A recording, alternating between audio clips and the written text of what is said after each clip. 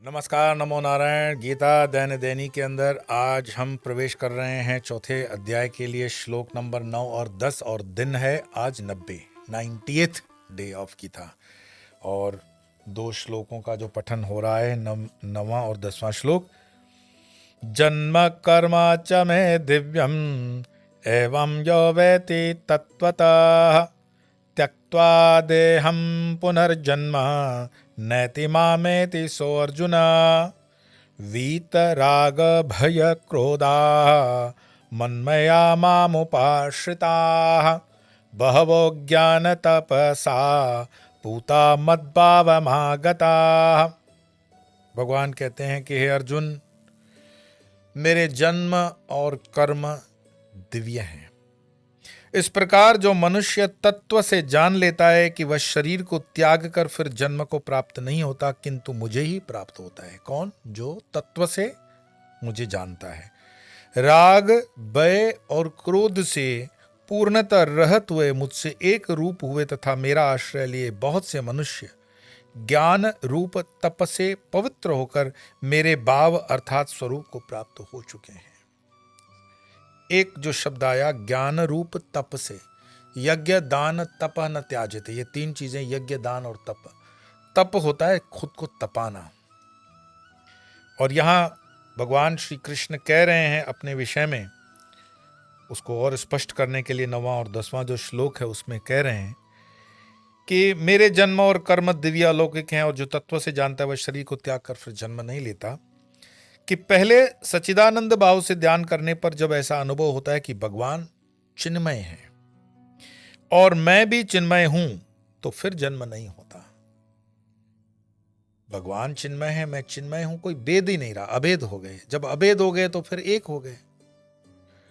भगवान के जन्म और कर्मों की दिव्यता इससे मालूम होती है कि उन्होंने 6 मास की आयु में पूतना एवं शकटासुर आदि का संहार किया, गोवर्धन पर्वत को उठाया, सहस्त्रों गोपांगनाओं के साथ पृथक पृथक रूप धारण कर रास क्रीड़ा की और 16,108 रानियों के साथ गृहस्थ धर्म का निर्वाह किया। यह भगवान कर सकता है। लेकिन भगवान की लीलाओं को या भगवान के किए हुए कार्यों को कॉपी पेस्ट करने से हम भगवान भी कॉपी पेस्ट वाले बनते हैं, सच में नहीं बन पाते। क्योंकि वो जो उसके अंदर तन्मयता, रसमयता, एकाग्रता होनी चाहिए, कॉपी पेस्ट वाली है। वो वही जरासंध वाले 2 डुप्लीकेट प्लाईवुड के हाथ लगा दिए और बोले मैं चतुर्भुज हूं भगवान कृष्ण, तो लोग हंसेंगे। ये कहना एक अलग और सरल बात है, लेकिन ऐसा पाना या ऐसा वास्तव में हो जाना, ये एक अलग चीज है। तो स्वरूप का अनुभव सत्य, चित, आनंद और अद्वैत, इन 4 दृष्टियों से होता है, इन 4 दृष्टियों से होता है। स्वरूप खुद को कैसे करोगे? सत्य, चित, आनंद, एग्जिस्टेंस, नॉलेज, ब्लिस, एब्सोल्यूट। सत्य, एग्जिस्टेंस, चित, नॉलेज और आनंद, ब्लिस, एब्सोल्यूट। ये सत्य, चित, आनंद आत्मा का स्वरूप है और वो अद्वैत होना चाहिए, द्वैत नहीं। द्वैत मीन्स दो, अद्वैत जहां पे दूसरा नहीं है, ये अद्वैत। मैं शरीर रूप हूं और परलोक में जाऊंगा, ऐसा सत्य रूप से अनुभव तो प्राणी मात्र को होता है। और मैं पंचकोश से भिन्न हूं, और जैसे भगवान का शरीर दिव्य और चिन्मय, वैसा मेरा स्वरूप भी चिन्मय है। ऐसा अनुभव भगवान का साक्षात्कार होने पर ही होता है। ऐसी भावना होना एक अलग बात है कि मैं चिन्मय हूं, भावना। लेकिन ऐसा अनुभव में आना कि मैं चिन्मय हूं, ये कृपा के बिना नहीं हो सकता। तो भले ये कहते हैं कि जो भक्त भगवत साक्षात्कार से पहले ही अपने को चिन्मय मान लेते, वो उनकी कल्पना ही होती है। आनंद रूपता का अनुभव ध्यान की गाढ़ अवस्था में होता है, परंतु फिर भी अज्ञान का पर्दा रह जाता है, जिसे आवरण कहते हैं। वह तत्व ज्ञान से ही नष्ट होता है। तत्व ज्ञान से जो अज्ञान का आवरण, महीन सा आवरण, बहुत छोटा पतला, वो तत्व ज्ञान से होता है। और यही तत्व ज्ञानी गुरु की व्याख्या आगे के श्लोकों में कृष्ण करेंगे कि तुम्हें तत्वज्ञानी गुरु के श्री चरणों में बैठ करके ज्ञान पाना चाहिए। तत्वज्ञानी कह रहे हैं, मनी माइंडेड नहीं कह रहे हैं, क्रेडिट कार्ड वाले नहीं कह रहे हैं, प्रोडक्ट्स को प्रमोट करने वाले नहीं कह रहे हैं, सफेद बाल होते काली डाई लगाने वाले नहीं कह रहे हैं, डिजाइनर कपड़े और चश्मों को प्रमोट करने वाले गुरु की नहीं चल रहे हैं। मुझे किसी ने बताया कि सो एंड सो कथा करते हैं, अब दोनों उसमें मेल फीमेल दोनों मान लेना, मैं नाम नहीं लूंगा,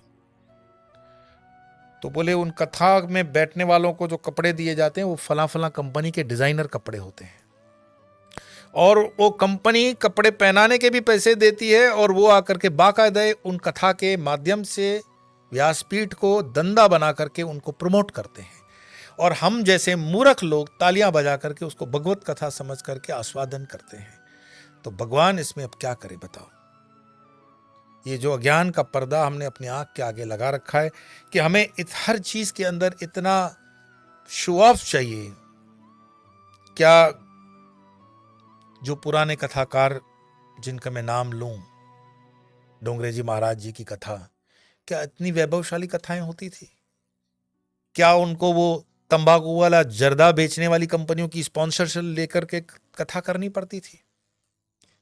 या दारू की कंपनियां अपना नाम बदल बदल करके पीछे वो जो बैनर बनाते हैं उनके हेल्प से वो कथाएं होती थी? नहीं। कथा के प्रणेता डोंगरे जी महाराज की कथा में लोग स्वेच्छा से आते थे, और डोंगरे जी महाराज की कथा जो होती थी, कथा के अंदर आपको दिव्यता, भव्यता और अलौकिक एक फीलिंग आती थी। आजकल के कथाकारों में तो भगवान बचाए, मैं कोई टिप्पणी नहीं करूंगा, कम से कम भगवान का नाम तो दिलवा रहे हैं, बहुत अच्छी बात है।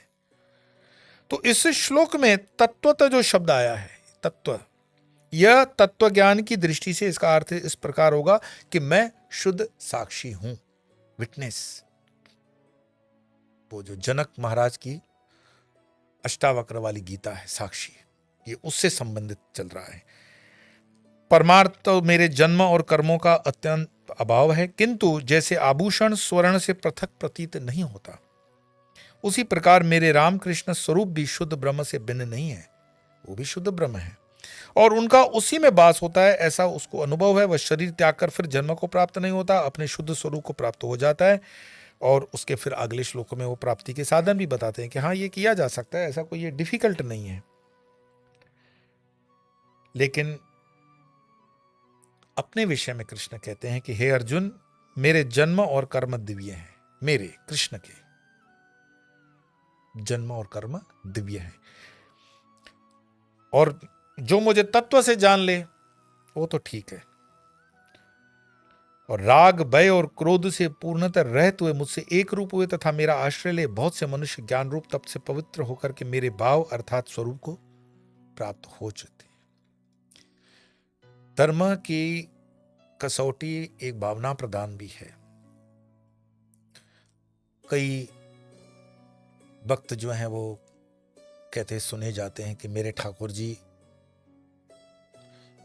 ये फल खाते हैं, ये फल नहीं खाते हैं। उसी घर का दूसरा सदस्य कहता है मेरे ठाकुर जी तो ये फल खाते हैं। तो वास्तव में क्या ठाकुर जी फल खाते हैं या नहीं खाते हैं? ये पूरा जो सिद्धांत है ये भावना प्रधान सिद्धांत है। मेरे खुद के भी अपने शिष्य हैं वैष्णव, छोटे लाला की सेवा रखते हैं। तो बच्ची है, कॉलेज में पढ़ती है। पिछले दिनों सर्दी की मौसम थी तो बोली कि हरिद्वार जा रहे हैं, पूरा हरिद्वार में ठंड है, तो लाला को ले जाऊं या घर पे रख जाऊं? मैंने कहा तुम घर पे रख जाओगी तो लाला तुम्हारे साथ नहीं चलेंगे, और तुम्हारे साथ जब हैं तो कोई दिक्कत? तो बोले हाँ, लाला जी को ठंड लग सकती है। तो मैंने कहा फिर उसका कोई उपाय तुम्हारी दृष्टि में? बोले वो जो वार्म क्लोथ्स मिलते हैं उनको कटिंग करके उनके लिए पूरा बनाऊं, वार्मर वगैरह जो भी हैं, स्वेटर वगैरह को शॉल से ऊनते भी हैं। मैंने कहा कि उससे फिर क्या लगता है, वो लाला जी को ठंड नहीं लगेगी?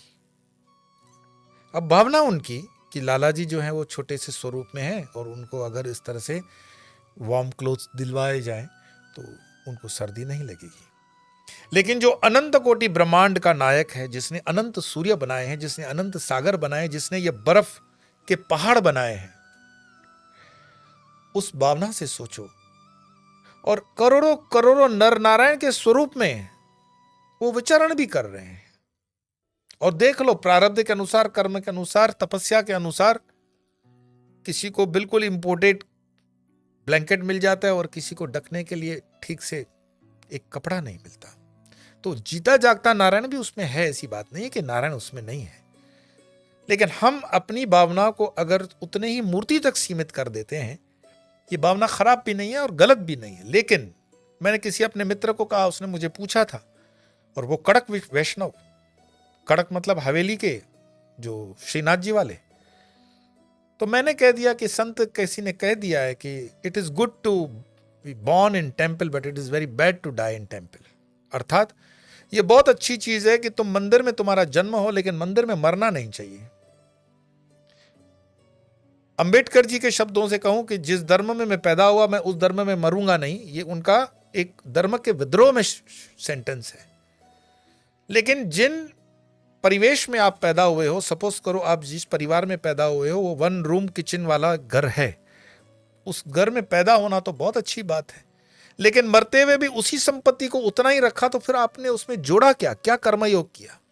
पिताजी ने तो आपको दिया ही, माता पिता ने आपको दिया ही कि 1 रूम हॉल किचन वाला ये फ्लैट में जिसमें आप पैदा हो गए।